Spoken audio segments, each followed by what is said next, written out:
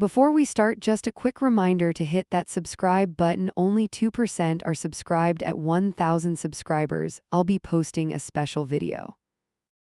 The server's hand closed on my bag and didn't let go. I kept my face steady and loosened my grip. A smile floated from the head of the table like a cue. "No phones during family night," said the smile. My pulse answered first.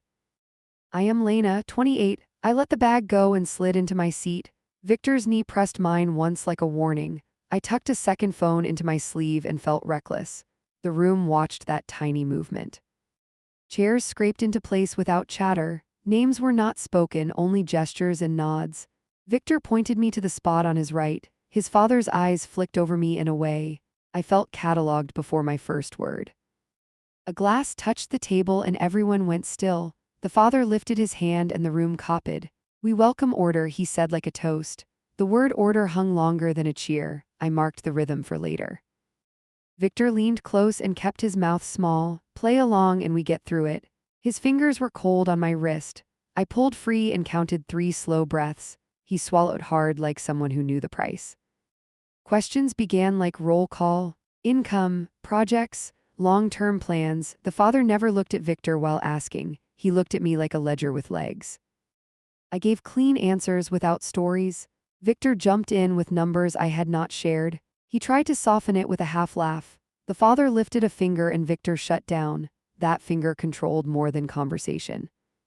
Aunt Myra slid a coaster near my elbow with a tap. "Keep this near you," she said lightly. It looked plain, but everyone glanced at it. Victor's mother watched my hand stop beside it. I left it there and waited for the reason. A cousin arrived with a notepad and a stamp. He stood behind the father and wrote in short bursts. No one explained his job. My name appeared on his page more than once. The pen paused whenever I hesitated. A server approached again and hovered by my shoulder. The mother gave a tiny nod and he stepped back. That nod carried rules I had not learned. My skin prickled with the pattern underneath the manners. I smiled and memorized the nod. Victor touched his tie and checked the door. He glanced at the drawer where my bag now sat. I caught the key looped on his mother's finger. She rested her hand on the table like it belonged there. My throat tightened around a sentence I didn't say. The father leaned in without moving his chair. "Loyalty shows before vows," he said, almost kind. My chest thumped once and then steadied. I heard my own voice answer, "We're loyal to truth." The table did not like that word. Victor's heel pressed mine under the table in panic. "Please, just not tonight." He forced a grin for the circle. "We're excited to join this tradition." The circle blinked as one. The coaster by my elbow hummed against the wood, not a sound I could prove, but something faint. I shifted it an inch and Victor flinched. The cousin's pen paused mid-stroke and waited. This was a test with hidden switches. I moved the coaster back and the pen resumed. The father nodded like a leash had slackened. My jaw locked and my spine stayed straight. The urge to bolt hit and passed. I promised myself I would not freeze. The next question came sharp and personal. "If crisis hits, who do you protect first?" Victor stared at the centerpiece like it had answers. I felt his fear before he spoke. I felt my own answer rise like a flare. "Family first," Victor muttered, eyes on his plate. The father's mouth curved by a millimeter. I looked at Victor and then at the door. My choices narrowed to 2 and both hurt. I kept my hands visible like a suspect deciding. The mother tapped the key on the table twice. Everyone's gaze tracked the movement, then me. I understood the threat without words. My bag was leverage until I complied. Heat climbed my neck and sharpened my focus. I straightened and met the father's stare. I can follow rules when rules are honest. The cousin's pen froze again mid-air. Aunt Myra's lips parted like a warning. The coaster warmed under my palm. Victor whispered, "Please, not like this," and gripped my sleeve. His father lifted that same finger and silence fell. "Tradition steadies us in storms," he said evenly. I felt the storm he meant arrive inside me. I smiled and made a new plan. I flipped the coaster and found a mesh of tiny teeth. My thumb pressed the edge and a faint buzz cooled. Across the table, the patriarch's eyelids twitched once. The young man with the seal adjusted his grip. I knew I wasn't just a guest anymore. A slim envelope slid toward me and stopped hard. "Tradition form," whispered Myra without leaning in. I broke the flap and skimmed the clauses. Private matters, perpetual duty, liquidated damages. The ink looked fresh enough to smear. I asked for plain speech and one change. I read alone for 10 minutes with my property. Silence spread like frost on glass. The matriarch tapped her ring against wood twice. The drawer stayed closed and my jaw tightened. Victor's fingers hovered knee. Our mind then retreated. You trust me, right? His mouth tried for calm. I kept my eyes on the envelope and not him. He swallowed and stared at the seal like it might help. I eased the coaster half a turn and felt the hum spike. The room held its breath for a beat. I turned it back and the buzz softened. The uncle across from me lowered his fork very slowly. Everyone pretended they hadn't moved. I pushed the envelope away and spoke to the head. I will sign nothing blind. He leaned back and glanced at the device beneath my elbow. House policy protects family operations. The phrase landed like a coded stamp. What operations? My voice stayed level. He touched his cuff as if checking time. Vendors, loans, contingencies, each word weighed more than it should. Victor's knee drifted toward mine and stalled. The notary cleared his throat and read a line. Beneficiary may reassign obligations within family without consent. He tried to sound casual and failed. My pulse hit a new pace under my ribs. The room waited for me to blink. I asked if tonight included reassignment. Myra drew a breath through her teeth. The matriarch folded her hands and watched my posture. Victor's shoulders slumped like a tent losing a pole. I felt something tilt toward irreversible. I stood and asked for the restroom with a steady tone. The patriarch gestured down the corridor without warmth. I took the coaster with me and nobody objected. Halfway down, I heard a soft step behind me. I paused until the echo stopped. Inside, I locked the door and set the device on tile. I angled my sleeve recorder toward the vent and waited. Low voices threaded through, clipped and hurried. 20 minutes and we stamp her in. The words snapped me awake. Another voice listed numbers and a date that sounded final. The young man murmured about collateral matching her profile.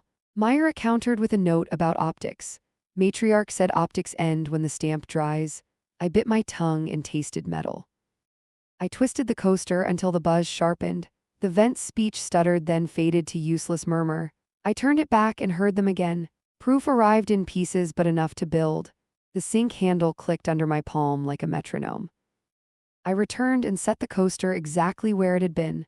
The notary aligned the seal with the top page. I held up a finger and the seal hovered.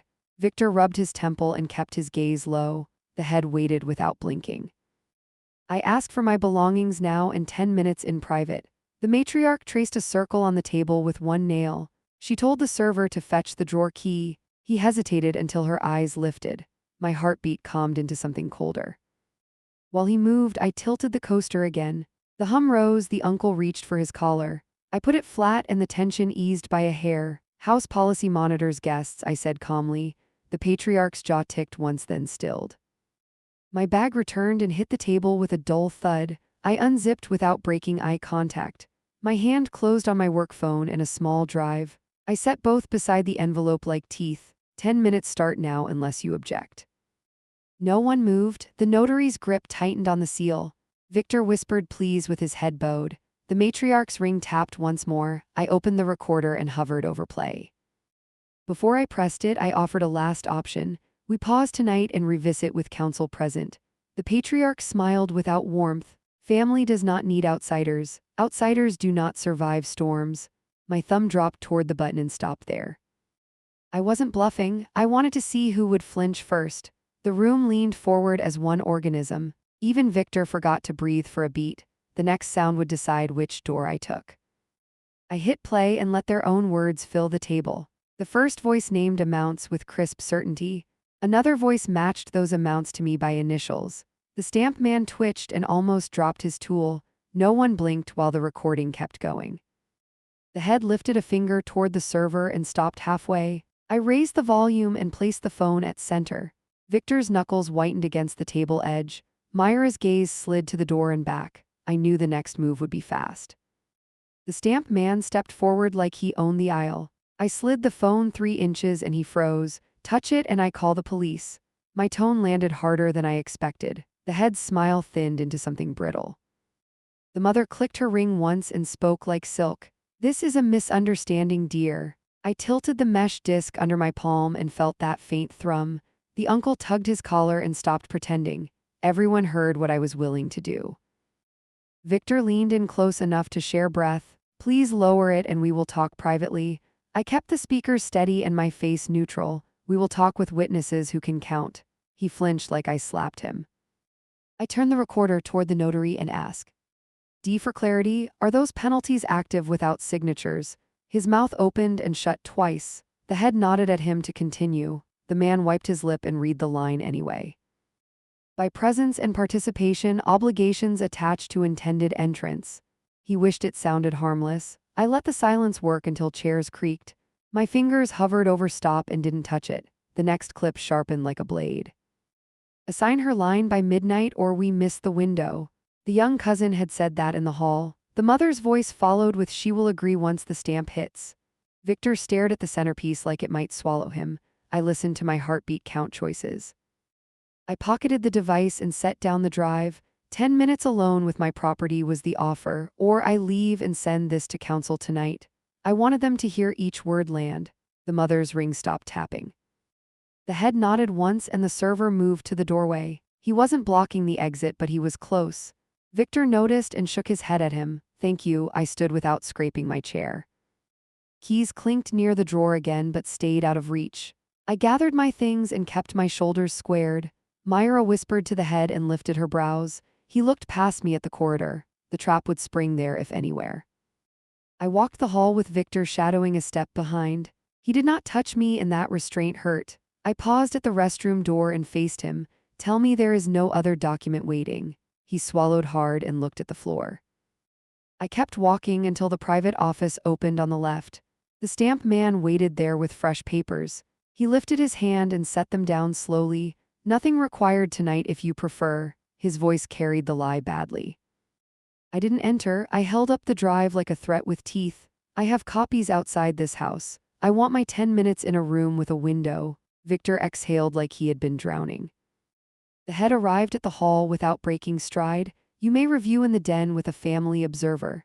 I stared until he amended observer to Victor. He gave a single nod and signaled the server back. The corridor smelled like pressure and time running out. Inside the den, Victor shut the door but left it unlatched. I placed the recorder on the table and kept the drive near. We have 9 minutes now. He rubbed his face and dropped into a chair. I expected pleading and got something worse. He confessed what the clip had not said. A lien due Friday and a guarantor window that closed tonight. He used clean words with no excuses. He called it a last resort that became their first plan. I felt my throat narrow into a hard line. He asked for a delay, not a signature. He asked me to stall them with process. He asked me to stand beside him without absorbing his mess. He asked like a man who finally understood the cost. I realized I was already past asking. I opened the envelope and circled 3 lines with a pen. These clauses vanish or I walk out and file this. We do this with a witness and a camera rolling. Victor nodded with a kind of broken gratitude. I heard the family gather outside the door. I twisted the mesh disc once more and felt the vibrations spike. Somewhere a circuit tripped because the hallway dimmed for a breath. The head's voice came through the wood with calm command. Enough delay, bring the seal. I stood and set my shoulders for impact. The door swung and the seal hovered at the threshold. I slid the recorder to the table's edge and lifted my chin. His father entered first with measured steps. His mother drifted behind him with the key visible. Victor planted himself between me and the aisle. I raised my camera and tapped a single icon. A red dot blinked and a small chime confirmed upload. The cousin with the seal flinched at the sound. I angled the lens so their faces framed the shot. No one enjoyed how exposed they looked.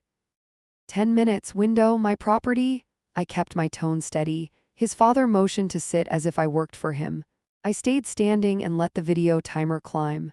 The ring on his mother's finger stopped moving mid-tap. Myra slipped in and set a folder near the edge. She kept her hands off it like it burned. Victor's jaw worked, but he didn't speak. I nodded at the folder without touching it. If that's clean, it survives camera light.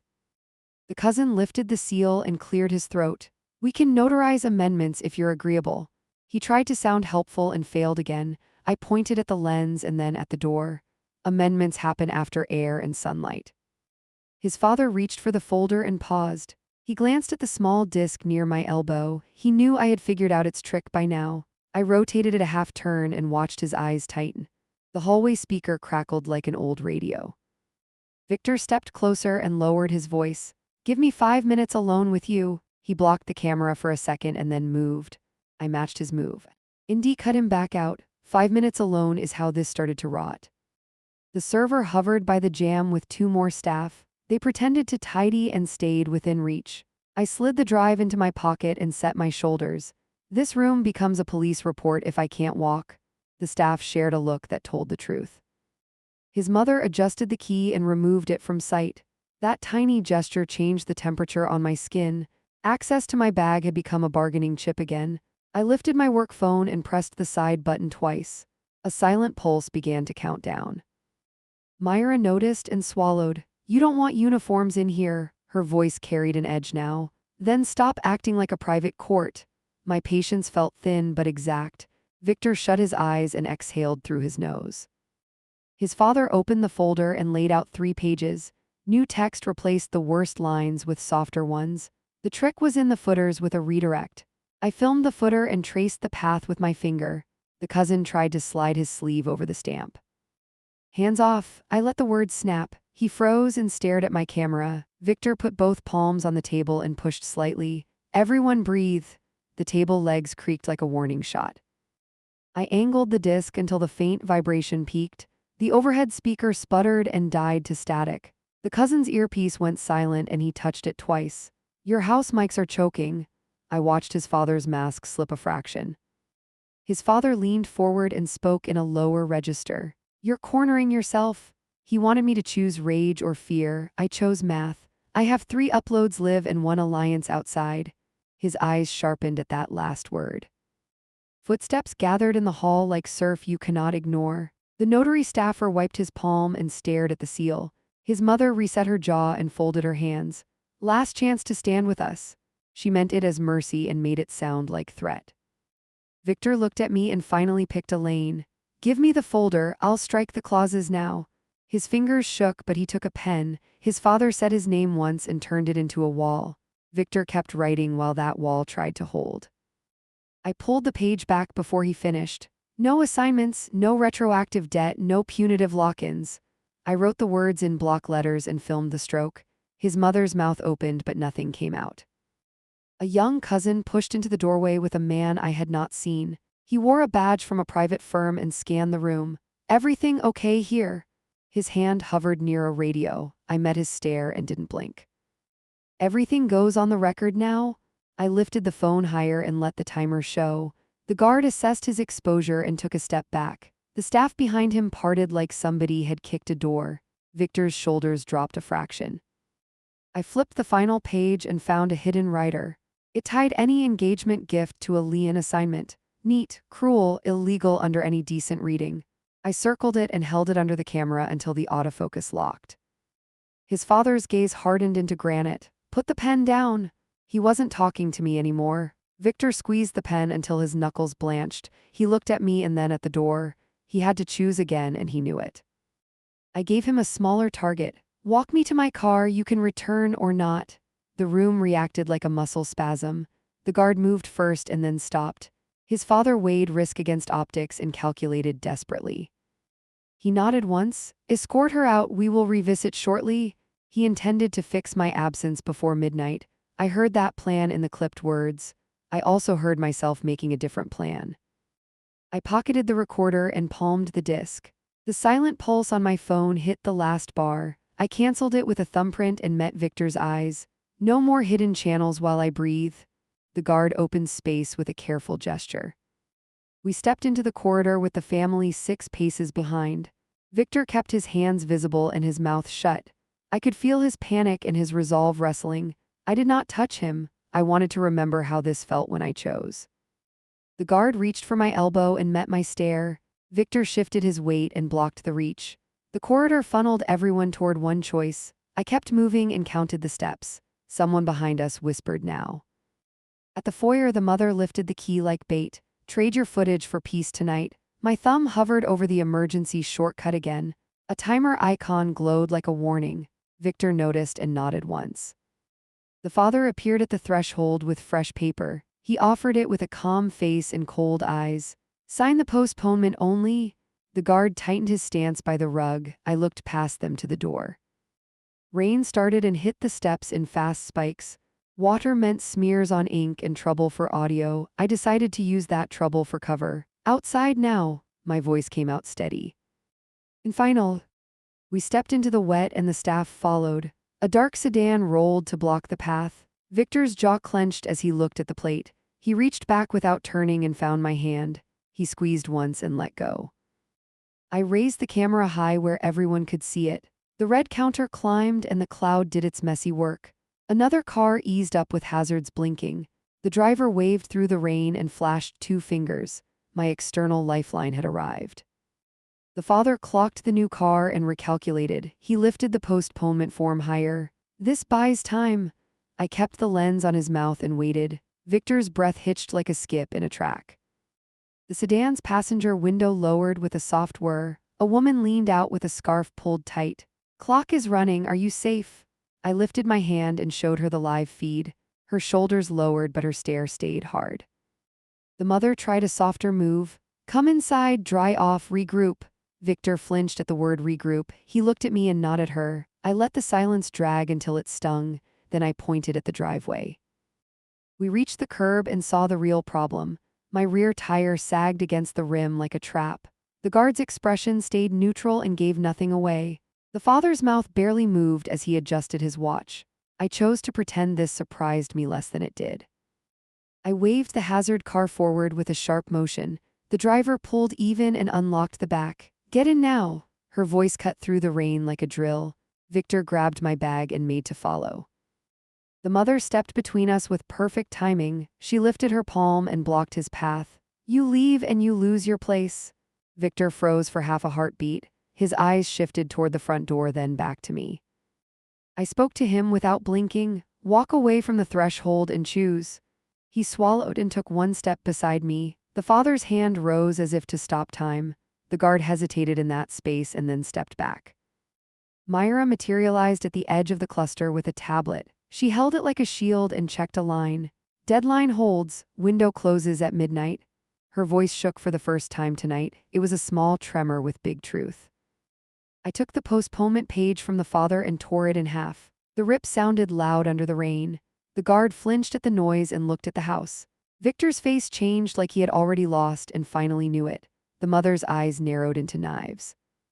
Camera stays on. I leaned into the hazard car and angled it outward. We drive to a lit public lot. The driver nodded once and dropped the shifter. The sedan ahead did not move. The father stepped into our path like a final exam. You will regret this. He made it simple on purpose. I matched him and kept it simpler. Better regret than ownership. Victor inhaled sharply at that line. 2 more relatives hurried out carrying a small case. They opened it and revealed a portable pump and gauge. Of course, they knelt by my tire with efficient motions. Their competence read like an ambush. I crouched and filmed their hands without commentary. Air hissed and rubber rose back to shape. The pump beeped and the gauge flashed a number. Rain hammered the scene into a kind of blur. I stepped back and looked at the sedan driver. She understood the cue and moved her car precisely. The path opened by a foot and then 2. The guard caught the father's glance and held position. Victor tightened his grip on my bag and leaned forward. We were 1 clean move from clean exit. The mother tried one last tool. Engagement gifts return now. She reached toward my wrist where a bracelet rested. I covered it and pulled away. Touch me and I file battery. The guard took a breath and set his jaw. The father adjusted course and targeted Victor instead. Your obligations remain with or without her. Victor stared at the street and not at the man who raised him. He opened his fist and let the pen fall into a puddle. The sound was nothing and everything. I grabbed the door handle and paused. Final offer, you stop contacting me entirely. I looked at the father and then at the ring on the mother's hand. You respect the boundary or you hear from officers. They understood I meant it. The sedan crept forward another inch and the guard finally moved aside. He did it like a professional avoiding headlines. The relatives at the tire stepped back and closed the case. Their faces held no triumph now. The window was closing for them too. I slid into the back seat and pulled Victor in after me. He hesitated and then committed with a full step. The driver punched the accelerator with careful force. The car lurched and the blocked path narrowed. I felt the pull of the house behind us like a riptide. We made it to the street and the driver called out, "Phone's on airplane for 1 minute." I switched it without arguing. Victor mirrored me and stared at his knees. Water dripped fro. His sleeve onto the floor. We listened for pursuit and heard only rain. At the first light, she handed me a folded note. "Call the number when you are somewhere crowded." She kept her eyes on the road with steady focus. I tucked it into my pocket with shaking fingers. Victor watched the exchange with a guilty flinch. "Where now?" His voice scraped like a dry reed. "A supermarket lot." I kept my tone flat to steady myself. He nodded and pressed his hands together tight. He did not ask for forgiveness. Behind us, a pair of headlights held distance. They did not change lanes and did not overtake. The driver noticed and made 3 short turns. The light stayed with us like a strapped shadow. She smirked without humor and took a 4th. We pulled into a busy strip with carts and noise. I turned my phone back on and the alerts stacked. Not messages from them yet. Good. I sent the files to 4 safe places and watched the progress bars. I exhaled when the last one finished. Victor spoke first with new resolve. "I am going back later with a document of my own." He did not look at me while saying it. "No transfers, no inheritance tied to me." He sounded like a person choosing a smaller fire to stop a larger one. "You go back and they corner you alone." I met his eyes until he looked away. "You do anything, you do it with counsel." He nodded without argument, and that was new. The driver watched us in the mirror with measured interest. A car turned in and parked 3 rows over, the same headlights. They idled with patience that felt tactical. I lifted my phone like a flare and started recording again. The driver angled us toward the entrance. Inside, she killed the engine and unlocked the doors. We moved fast but not frantic. Victor kept pace and scanned the lot.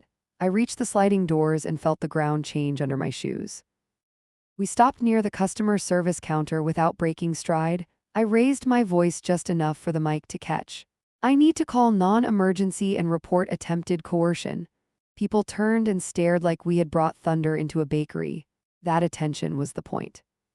Victor took a breath and stepped into the frame beside me. "And I am willing to give a statement." His hands shook but his voice held. The driver planted herself behind us like a wall. She smiled at the ceiling camera and waited. The idle car crept past the front windows and left. It vanished into the street like a problem postponing itself. My shoulders dropped an inch but not more. We were safe for the next hour at best. After that, we would have to choose again.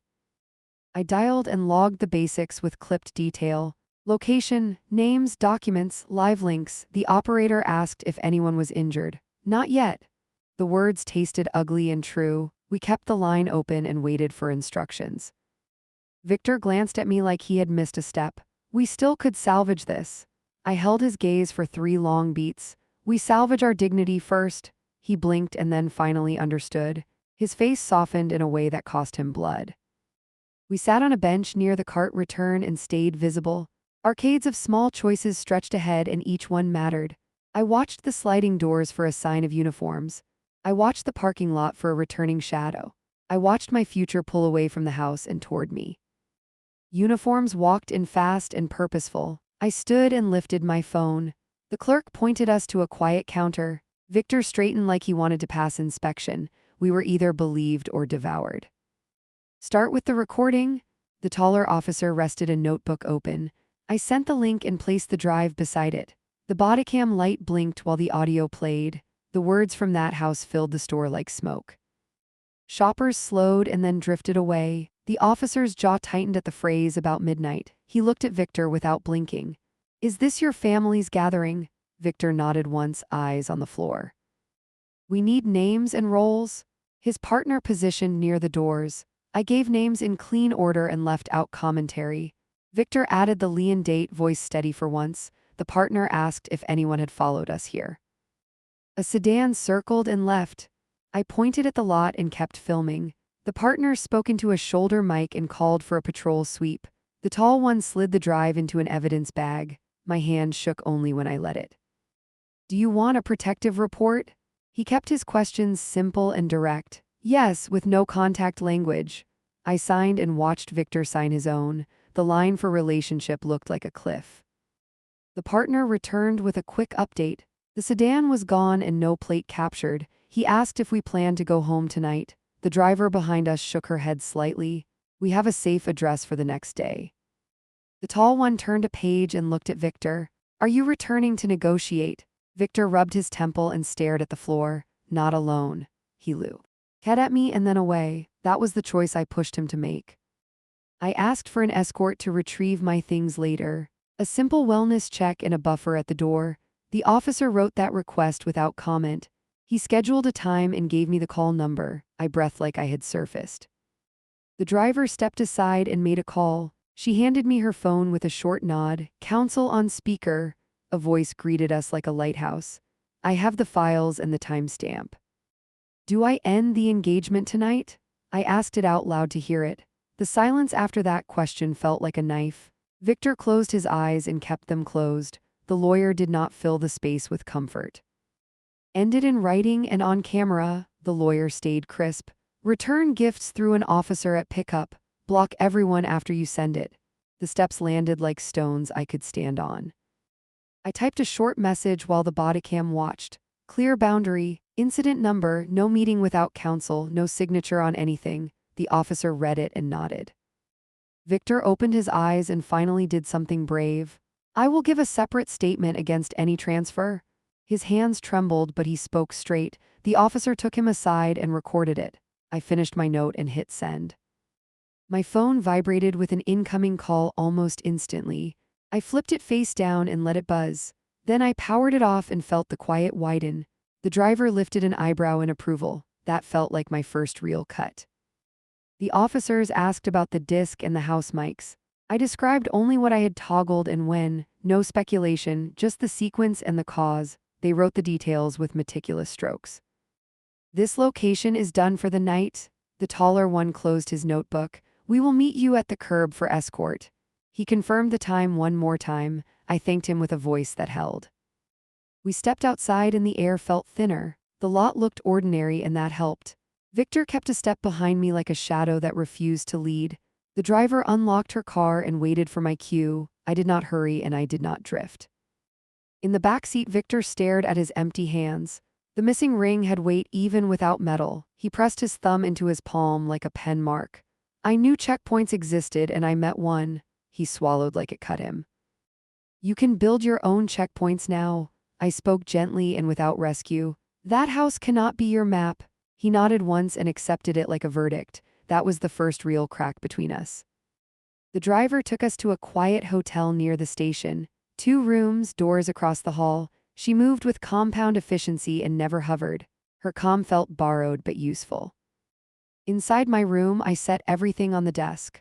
I filmed the ring against the folded receipt. I recorded the incident number beside it. Then I wrote the final line for him and for me. I read it twice and kept both versions. I walked across the hall and knocked. Victor opened with a raw face and clear eyes. I handed him the envelope and did not step in. This ends tonight with respect and witness. He took it and let his shoulders sag. He tried to speak and then stopped. He pinched the bridge of his nose and steadied himself. I will not let them paint you as property. That was not an apology and it was better. It was the man I had waited to see. Good, my voice stayed calm. Do the work and then rest. We stood without touching for a full minute. He closed the door and leaned against it. I returned to my room and stared at the ceiling on purpose. Sleep did not happen, but time passed. I wrote a list of practical steps and kept it brutal. Change locks, new number, bank alerts, transfer files to an offline vault. I kept my own storms small and controlled. At dawn, the escort met us at the curb. The officer checked cameras and clipped a mic. The driver stayed behind with a thermos and a grin. Victor and I followed the cruiser in separate cars. We turned onto the family street and my stomach tightened. The house stood still like a chess piece that could bite. The officer parked in view of the door and radioed in. Approach with recording. The phrase sounded like armor. The door opened before we knocked. The father stood with a new smile that did nothing. The mother's hands were empty and too still. Myra hovered nearby with lips pressed thin. The show would be polite and poisonous. We are here for personal effects only. The officer's tone brooked no debate. He stepped inside first and scanned the entry. I followed and kept my eyes on the manifest. Victor stayed in the doorway like a guard dog learning new rules. The mother pointed toward a side cabinet with theatrical grace. Everything is there. I walked to it and the officer walked with me. Inside lay my bag, wallet, drive case, and the bracelet. I counted each item aloud while the bodycam watched. Any paperwork prepared for signature will be refused, the officer read from his cup. RD without emotion, the father smiled a little wider. We would never push our luck. I kept my mouth shut and checked the bag. Myra stepped forward with a small envelope, a receipt for the returned gifts. She placed it on the cabinet and stepped back. It was the first clean move of the night. I took it and tucked it away. Victor spoke from the threshold without stepping in. I have a separate letter for your accounts. He held up a page and then handed it to the officer. Please witness delivery. The father's eyes cooled by a degree. The officer handed it over like a subpoena. The mother glanced at the lines and stiffened. Myra folded it once and slipped it into a folder that had no tricks. The room felt less armed for a breath. We are done. The officer moved toward the door with deliberate calm. I followed and did not look back. The father called Victor by name with parental weight. Victor did not move his feet. Go. I kept my voice low and even. He exhaled and joined us on the step. The door closed behind us with soft hostility. The officer wrote a final note and nodded at the cars. At the curb, Victor faced me with a clean face. I love you and I love my spine more now. He held my gaze and did not reach for me. I will call after I change numbers and lawyers. That plan sounded like his and not theirs. I hope you do. I meant it and he heard that. He nodded and let the silence stand. We shook hands like people who built something real and then put it down. He walked to his car with shoulders squared. I got in the driver's seat and closed the door. I put the ring on the receipt and snapped a photo. I sent it to the incident email with 2 words, returned and final. Then I started the engine. The cruiser pulled out and I slotted in behind. The house shrank in the mirror like a threat losing volume. My phone stayed dark and that was a decision. I pressed the gas and felt the new road take me. At the light, I checked the time and breathed. My hands were steady and my chest no longer tight. The driver's number waited in my pocket like a bridge. I turned left toward the station and then toward my life. I did not look back even once.